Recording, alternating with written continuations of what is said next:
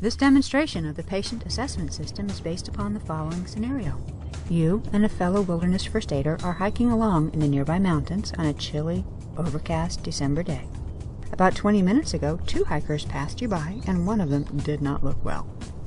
As you continue hiking, you come across the pair stopped off the side of the trail, and one of them tells you that his friend, a 25-year-old male, has just collapsed and is now unconscious.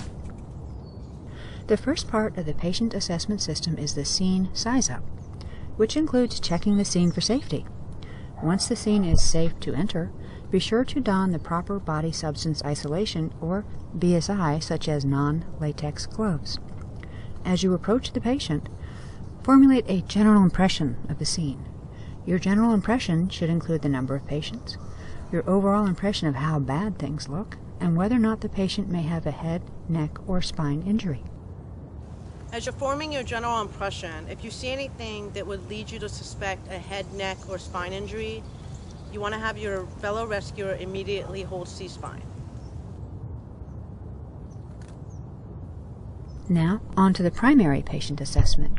Open the airway using the head tilt chin lift maneuver if no head, neck, or spine injury is suspected.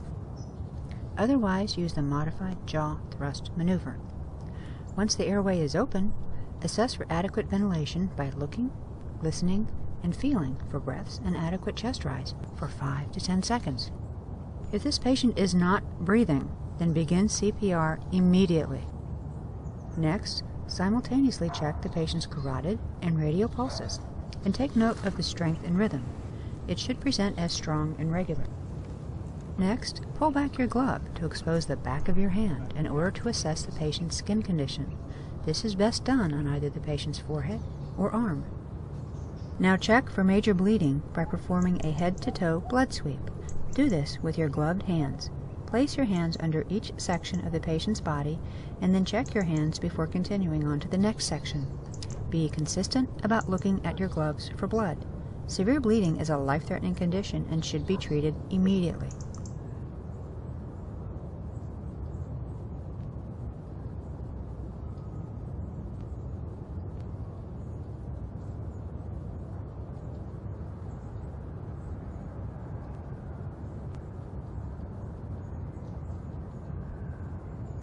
The patient's disability refers to his or her level of responsiveness and the evacuation potential. Assess the patient's level of responsiveness using the AVPU scale, working your way down from alert and oriented to unresponsive. Your patient's evacuation potential should be based upon the severity of the illnesses or injuries found. Your decisions can change, but now is a good time to make a judgment on which of the 3 evacuation potentials your patient may be: stay and play, load and go, or snap.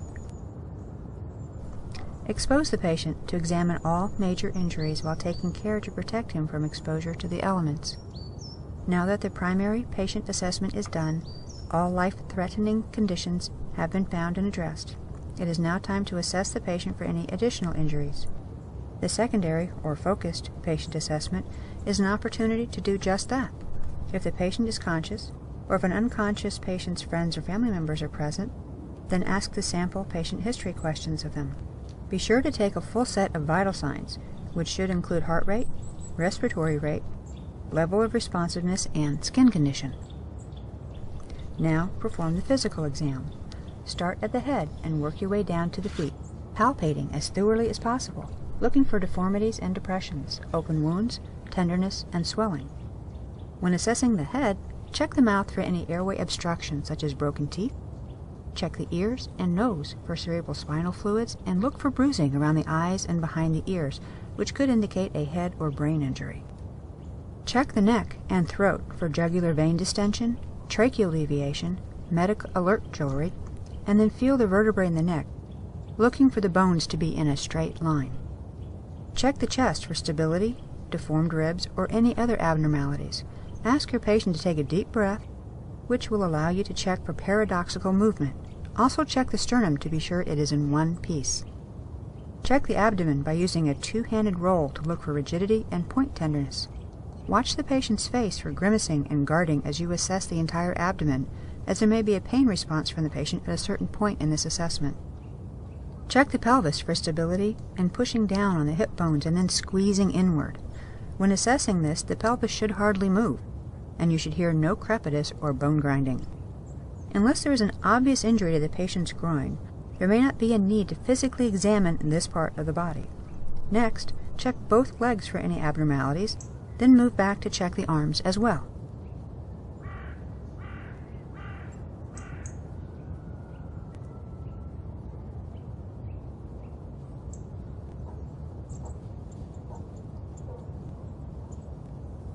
Before rolling the patient to assess the back, check for CSM, which stands for circulation, sensation, and movement.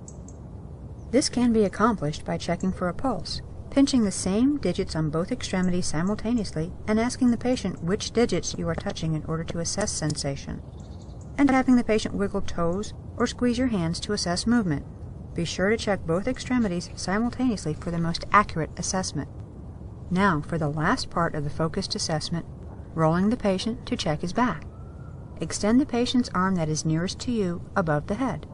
Do so by grasping the patient's shoulder and belt at the hip, but never the belt loops, and slowly roll the patient towards you, resting him up against your knees. Now check the entire back from head to foot, and be sure to walk your fingers down the patient's spine, looking for any abnormalities. Before rolling your patient back into the supine position, take this opportunity to apply padding and support beneath your patient in order to guard against hypothermia. This support will also aid with potential future evacuation needs. Once you have completed the focused patient assessment and addressed any non-life-threatening conditions, you will then need to continuously reassess your findings and treatments to answer any possible changes in your patient's condition.